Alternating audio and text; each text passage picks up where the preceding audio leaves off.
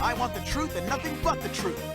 What's up everyone, it's your lawyer, Godot, and I can't believe I have to make this video. People for some reason, after watching JoJo Stone Ocean, believe that Part 3 Jotaro, aka quote-unquote Prime Jotaro, would be able to beat MiH Pucci, and I've seen some go even further and say that Part 6 Jotaro would have won if the circumstances were different, or they'll just make up things in Jotaro's favor. So today, I'm here to explain why MiH Pucci versus Jotaro isn't even close. Now, before I can continue, make sure y'all like, comment, and subscribe, notifications on. Really helps the channel a lot. Also follow my Twitter, I'm very active on it, as well as join my public Discord server. If you're all interested, Twitter and Discord will be linked in the description. Alright, on to the video. First, let's retread something I've already gone over, quote-unquote Prime Jotaro's statement and the correlation between Part 3 to 6 Jotaro. People refer to the Prime statement in Jotaro's stats in Part 6 to prove he definitively got slower and weaker in Part 6, which is completely wrong because if you read the fan translation, as soon as it solely talks about time stop, it mentions the time limit of it being 5 seconds during Jotaro's prime in Part 3, which is true because the speed of Star Platinum isn't connected to the whole time stop prime statement in general. I even had that stand stats professionally translated from its original kanji, and it says this, quote, "It surpasses the speed of light by sheer fast speed. At its peak, 18 years old, for 5 seconds, it managed to stop time of this world." So this makes an even clearer distinction in the fan translation that its speed is completely separate from its prime, and it never went down. Jotaro never mentions that his stand got slower or weaker physically throughout the series. If anything, he constantly talks about time stop not being as useful as it used to be, due to the shorter time limit, unlike his prime self. And later on in JoJo Stone Ocean, Jotaro is able to stop time for 5 seconds again, meaning he's back to his prime self. Finally, people think Star Platinum got physically weaker over the series, which is pure headcanon. Even if we assume he does get weaker using the really weird ass argument that stands get slower and weaker because of age against Jotaro and Stone Ocean, even though he's 40 years old in Part 6 and Grateful Dead in Part 5 was aging people to their 60s or 90s in years of age, it wouldn't matter because it'd just be unquantifiable to how much weaker and slower Star Platinum could have gotten. Once again,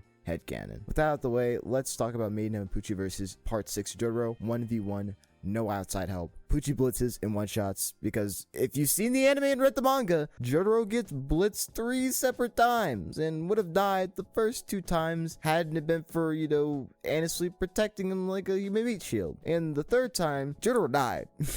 So with Pucci, even blitzing Star Platinum twice too. And even if you want to, for some reason, say that Jotaro would get a time stop off before Pucci reaches him, which would never happen, by the way, the first time stop Jotaro would use would be shortened because of Made in Heaven. Jotaro would be caught off guard, and Pucci would continue to blitz and annihilate Jotaro without honestly there to help him or even save him from that situation. Some people, for some reason, think that Pucci immediately speed blitzing and one-shotting Jotaro is out of character, which makes me lose a little faith in some of the JoJo Stone Ocean consumers because Pucci literally first thing goes to blitz and try one-shot Jotaro twice. Then he switches his attention towards Anasui that's keeping Jotaro alive from Pucci's attacks. But let's make a scenario where Pucci doesn't immediately blitz in one shot. Well, he simply runs away and hides in the background, then baits Jotaro to use time stop. Then after time stop ends, Pucci comes in and blitzes and one-shots Jotaro, just like the anime and manga.